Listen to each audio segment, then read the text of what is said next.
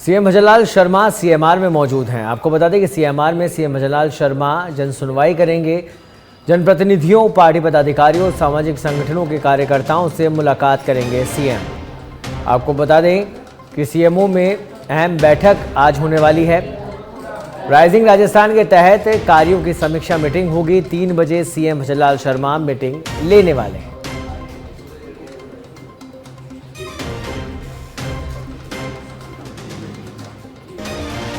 रीट पात्रता 2024 के लिए प्रशासन ने पुख्ता इंतजामात किए हैं। प्रदेश में 27 और 28 फरवरी को परीक्षा का आयोजन होगा। 3 पारियों में परीक्षा आयोजित होगी। अभ्यर्थियों की बायोमेट्रिक अटेंडेंस होगी। एग्जाम पेपर प्रिंटिंग प्रेस से सीधे पहुंचेंगे परीक्षा केंद्र पर। किसी तरह की धांधली या अनियमितता से बचने के लिए प्रशासन तैयारियों में जुटा हुआ है। आपको बता दें कि एडमिट कार्ड 19 फरवरी को बोर्ड की ऑफिशियल वेबसाइट से डाउनलोड किए जा सकेंगे।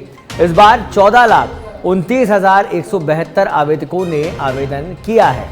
इनमें 9,68,074 आवेदकों ने लेवल 2 के लिए आवेदन किया। 3,46,444 ने लेवल 1 के लिए आवेदन किया। 1,14,654 उम्मीदवारों ने लेवल 1 और लेवल 2 दोनों के लिए आवेदन किया है। लेवल 1 और लेवल 2 की परीक्षाएं अलग अलग शिफ्ट में विभाजित होगी। लेवल 1 एक शिफ्ट में आयोजित किया जाएगा, जबकि लेवल 2 2 शिफ्ट में आयोजित किया जाएगा। और अधिक जानकारी के लिए हमारे साथ जुड़ गए हमारे संवाददाता कुणाल भटनागर। कुणाल, क्या कुछ परिवर्तन परीक्षाओं को लेकर, क्या कुछ अपडेट? देखिए, आपको बता दें कि जो रीट पात्रता परीक्षा 2024 है, उसके लिए प्रशासन के द्वारा पुख्ता इंतजाम किए गए हैं। प्रदेश में 2 दिन इस परीक्षा का आयोजन होगा और 3 पारियों में परीक्षा जो है आयोजित करवाई जाएगी। इस बार जो अभ्यर्थी है उनका बायोमेट्रिक अटेंडेंस लिया जाएगा। इसी के साथ जो पेपर है वो सीधा प्रिंटिंग प्रेस से और परीक्षा केंद्र पर पहुंचेगा।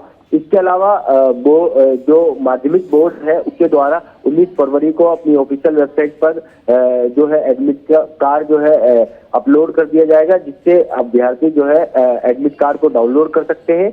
इस बार जो 14 लाख से ज्यादा जो अभ्यर्थी हैं उन्होंने आवेदन किया इस परीक्षा के लिए। इसमें L1 L2 के लिए जो अलग अलग जो है आवेदन यहाँ पर आए हुए हैं।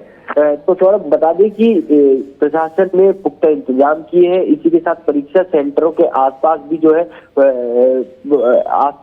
व्यवस्था रहेगी। इसके अलावा जो बच्चों की परिवहन से संबंधित व्यवस्था है उसको लेकर भी जो है प्रशासन के द्वारा नोटिस जारी किया गया है और फ्री सुविधा रहेगी बस की। इसके अलावा भी तमाम इंतजाम जो है पूरे कर लिए गए हैं और मीटिंग हाल ही में जो आयोजित हुई गई थी उसमें जो तैयारी को लेकर है वो जायजा लिया गया है। ठीक है, चलिए बहुत बहुत धन्यवाद कुणाल इस तमाम जानकारी के लिए। तो रीट परीक्षा को लेकर नवाचार किए जा रहे हैं, बदलाव किए गए हैं।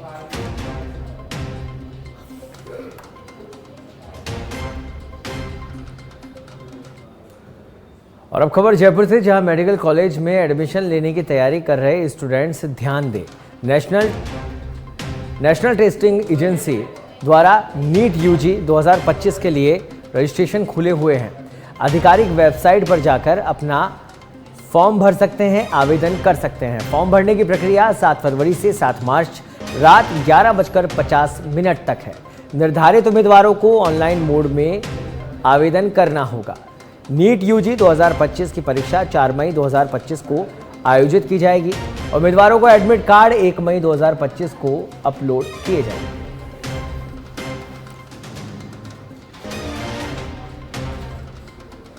खबर जयपुर से है, जहां विद्युत निगम प्रशासन पर इंटर डिस्कॉम तबादला अटकाने का आरोप है।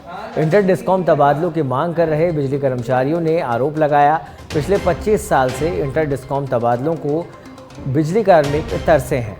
अपनी मांग को लेकर बिजली कार्मिकों ने ज्ञापन दिया है। Deputy CM Premchand Bairwa, deputy CM दिया कुमारी, मुख्य सचिव सुधांशु पंत, मुख्यमंत्री के ओएसडी को भी ये ज्ञापन दिया गया है। ऊर्जा विभाग के 3 महीने पहले तीनों डिस्कॉम को जल्द इंटर डिस्कॉम तबादला नीति का आदेश दिया गया था, लेकिन अभी तक इस आदेश पर काम नहीं हो सका है।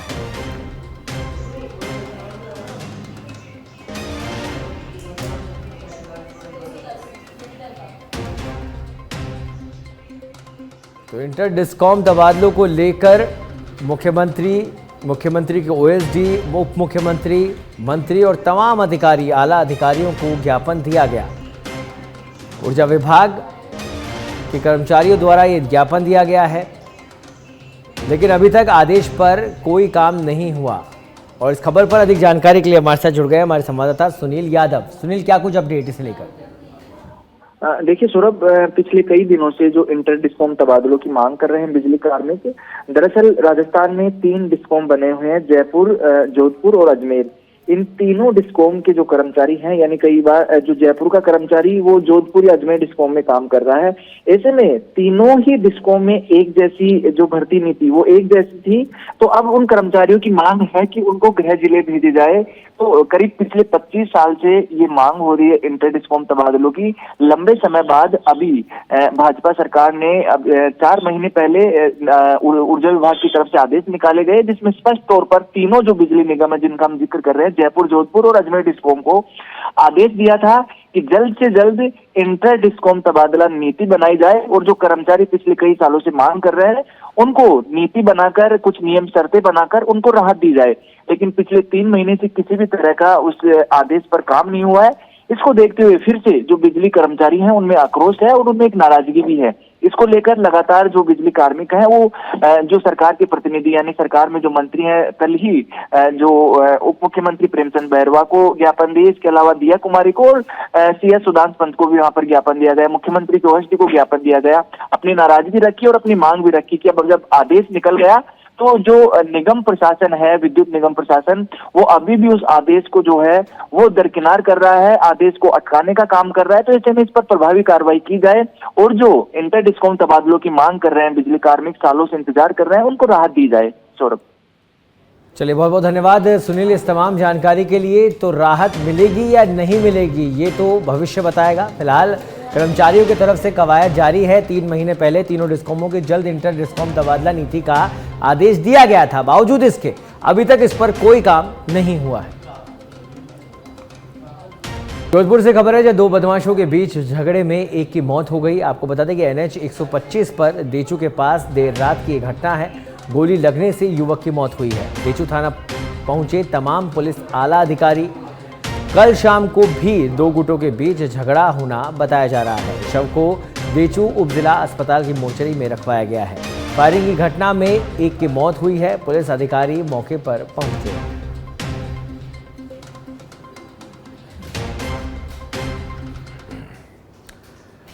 कोटा गुमानपुरा थाना क्षेत्र में पॉलिटेक्निक कॉलेज के सामने बाइक सवार युवक को पानी से भरे टैंकर ने पीछे से टक्कर मार दी। आपको बता दें कि जिससे उसकी मौत हो गई। पुलिस ने पोस्टमार्टम करवाकर शव परिजनों को सौंप दिया। फिलहाल पुलिस मामले की जांच में जुटी है। जैन है और इनका कोटा साड़ी का काम है वल्लभबाड़ी में, बैरू गली के अंदर वल्लभबाड़ी में रहते हैं। तो कल हमारी एक JCI की एक मीटिंग थी, वहाँ से वापस आ रहे थे अपने घर की तरफ। पॉलिटेक्निक कॉलेज के सामने एक वाटर टैंकर ने पीछे से टक्कर मारी और टायर ऊपर से निकल गया। तो ऑन द स्पॉट ही खत्म हो गए। मेरे पास सबसे पहला कॉल आया था पुलिस से, मैं सबसे पहले यहाँ पे पहुंचा था MBS मोर्चे में। घर में इनके वाइफ है और 2 बच्चे हैं, एक 10th में है और एक 5th में है और कमाने वाले अकेले ही हैं। और 5 झुंझुनू के बिसाऊ में बेटा बेटी एक समान की संदेश परक तस्वीर देखने को मिली, जब बिसाऊ की कुलहारियों के ढाणी गांव की निशा को बेटों की तरह घोड़ी पर बैठाकर बिंदोरी निकाली गई। झुंझुनू समेत शेखावाटी में बेटियों की बिंदोरी की चर्चा है और संदेश दिया जा रहा है कि शिक्षित समाज में बेटा और बेटी एक समान है। झुंझुनू जिले में जहां लाखों लोगों ने बेटी बचाओ बेटी पढ़ाओ और शपथ ली है, वहां पर बेटी की घोड़ी पर बिंदोरी निकालना सबसे बड़ा कार्य है।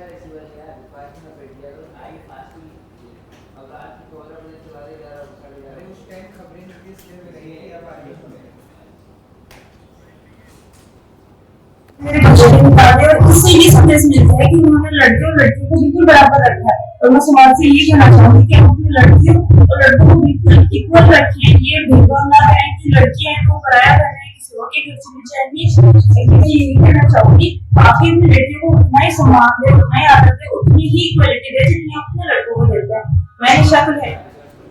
कोटा के भीमगंज मंडी थाना इलाके के रंगपुर पुलिया के निकट प्रेम प्रसंग में युवक ने खुद को चाकू घोंप लिया, जिसे गंभीर हालत में अस्पताल में भर्ती कराया गया। पूरा मामला प्रेम प्रसंग से जुड़ा है, जब युवक ने फोन पर किसी से बात करते हुए खुद को चाकू मार लिया। फिलहाल पुलिस मामले की जांच कर रही है।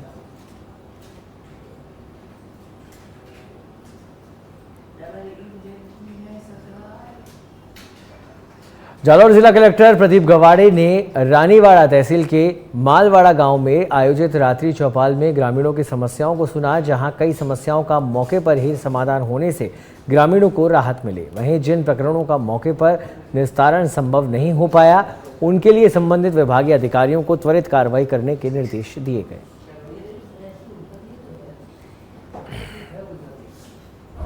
रात्रि चौपाल का कार्यक्रम रखा गया था, जिसमें अध्यक्षता कलेक्टर महोदय ने की।